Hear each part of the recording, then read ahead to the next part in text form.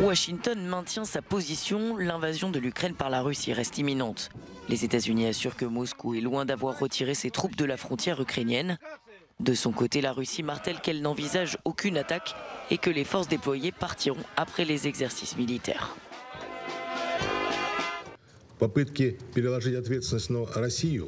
Les tentatives de rejeter la faute sur la Russie sont futiles et sans fondement. Et cela montre que l'objectif est de défendre l'Ukraine. Nous sommes très déçus par la position d'autruche de nos collègues occidentaux qui essayent de ne pas voir des choses évidentes. Mais les avions patrouillant au-dessus du Bélarus et le déploiement de nouveaux soldats russes près de la frontière sont perçus comme une menace par les Occidentaux. L'Ukraine reste attachée à la résolution pacifique du conflit russo-ukrainien par des moyens politiques et diplomatiques. L'Ukraine veut la paix, la sécurité et la stabilité, non seulement pour elle-même, mais aussi pour toute l'Europe. En même temps, je répète qu'en cas d'invasion, l'Ukraine se défendra.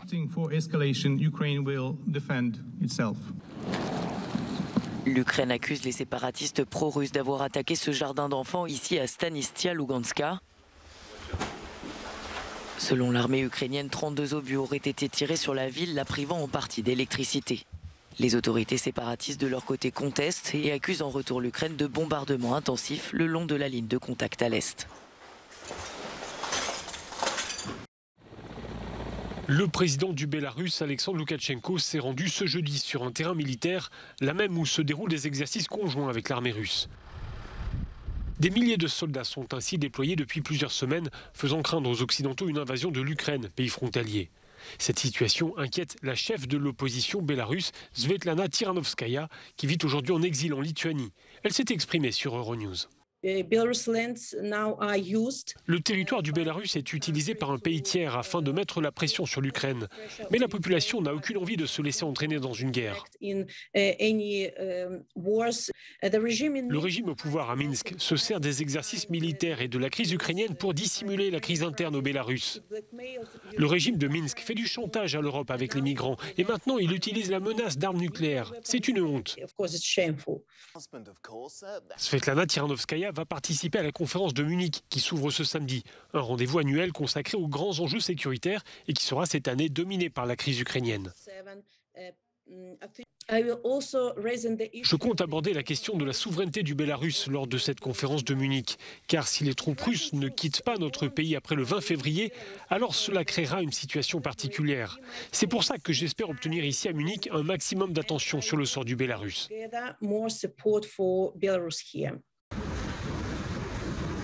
Les exercices conjoints au Bélarus sont censés se finir ce dimanche. Selon le chef de l'OTAN, il n'y a jamais eu autant de soldats russes sur le sol bélarusse depuis la fin de la guerre froide.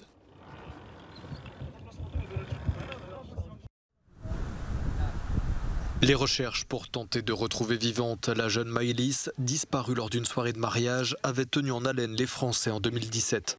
5 ans plus tard, la justice vient de condamner Nordal Lelandais à la réclusion criminelle à perpétuité, assortie d'une peine de sûreté de 22 ans pour le meurtre de la fillette de 8 ans. Juste avant le délibéré, l'ancien militaire a présenté une dernière fois ses excuses à la famille de Maëlys. Nordal Lelandais avait déjà été condamné l'an dernier en France à 20 ans de prison pour le meurtre d'un jeune caporal en avril 2017. 6 pays africains ont été choisis par l'OMS pour héberger leur propre production de vaccins à ARN messager. L'Afrique du Sud, l'Égypte, le Kenya, le Nigeria, le Sénégal et la Tunisie vont pouvoir fabriquer leurs vaccins contre le Covid-19 dans le cadre d'un programme mondial de l'OMS. Un transfert de technologie qui doit servir aussi à lutter contre d'autres maladies. Nous pensons que les bénéfices de cette initiative iront bien au-delà du Covid-19 en créant une plateforme pour des vaccins contre d'autres maladies comme la malaria, la tuberculose et même aider dans la lutte contre le cancer. Il s'agit d'un investissement stratégique, a dit le chef de l'OMS. Avec le soutien de l'OMS, un centre sud-africain a déjà commencé à produire des vaccins à ARN messager en laboratoire. L'objectif est de passer à une production à grande échelle et conforme aux normes internationales. Actuellement, seul 1% des vaccins utilisés en Afrique sont produits sur ce continent. Dans le même temps, en Europe, les indicateurs sont au vert dans plusieurs pays, comme en Belgique. Ce vendredi, le pays passe donc du code rouge au code orange. Réouverture des discothèques, fini les couvre-feux pour les pubs et les restaurants, de même que l'obligation de télétravail. Le port du masque reste en revanche obligatoire à partir de 12 ans dans les transports en commun et les commerces. En Allemagne, les Länder se sont mis d'accord pour une levée totale des restrictions d'ici le 20 mars prochain.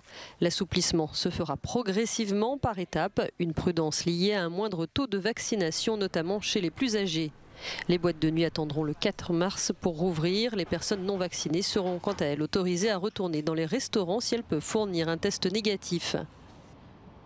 Enfin, au Portugal, on attend encore la date exacte, mais la fin des restrictions a aussi été annoncée et pourrait intervenir dans les prochains jours.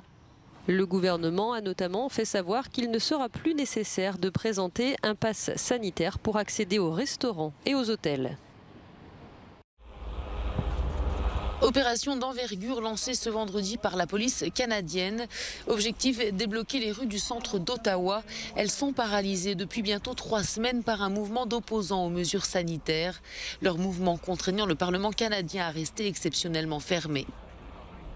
Les policiers déployés en masse dans la capitale fédérale ont procédé à des arrestations, dont celle des 2 meneurs de ce convoi dit de la liberté. Ils ont été présentés à la justice.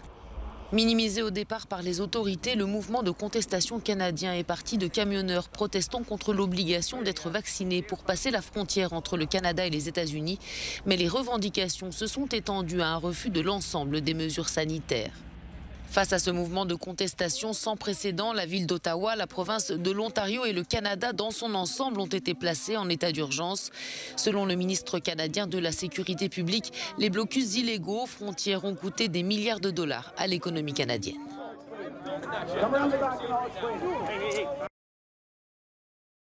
Les secouristes continuent de fouiller les amas de boue et de débris dans la ville brésilienne de Petrópolis après des inondations et des glissements de terrain meurtriers. Mais 3 jours après le drame, les chances de retrouver des survivants sont quasi nulles. Il s'agit surtout de rendre les corps aux familles endeuillées. Pour l'heure, le bilan se monte à 110 victimes et presque autant de disparus. Dans le centre de cette ville touristique située près de Rio de Janeiro, les habitants s'activent pour déblayer les rues et les magasins. Tous sont sous le choc de la violence des intempéries. Les gens ont l'habitude d'avoir des inondations, mais en général il y a 20 à 30 cm d'eau. Mais cette hauteur de 2,20 m, on n'avait jamais vu un tel volume d'eau. Des vidéos témoignent de la violence du phénomène. Mardi soir, il est tombé en quelques heures autant qu'habituellement en un mois. Et de nouvelles fortes pluies sont attendues en cette fin de semaine. Des zones à risque ont dû être évacuées. Au cimetière municipal, les enterrements se succèdent.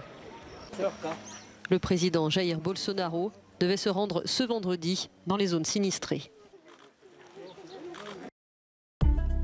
Un 4e titre olympique à Pékin pour le biathlète norvégien Johannes Bö, vainqueur de la Mass Start. Avec 4 médailles d'or, il égale la performance réalisée par son compatriote Ole Einar Bjørndalen il y a 20 ans lors des Jeux de Salt Lake City. En Mass Start féminin, cette fois le titre olympique revient à la biathlète française Justine Breza-Boucher. Elle offre une 5e médaille d'or à la France et sa toute première aux Jeux après 3 victoires en Coupe du Monde. Les Suisses ont encore brillé ce vendredi grâce à Ryan Reguez, sacré champion olympique en ski cross devant son compatriote Alex Fiva. Un nouveau doublé pour l'équipe helvétique.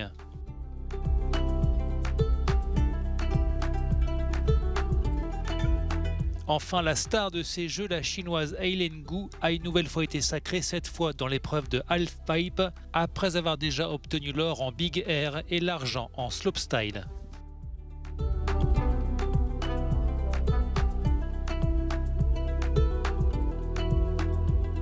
Au tableau des médailles, la Norvège fait toujours la course en tête avec 34 médailles dont 15 en or. L'Allemagne et les États-Unis complètent le podium.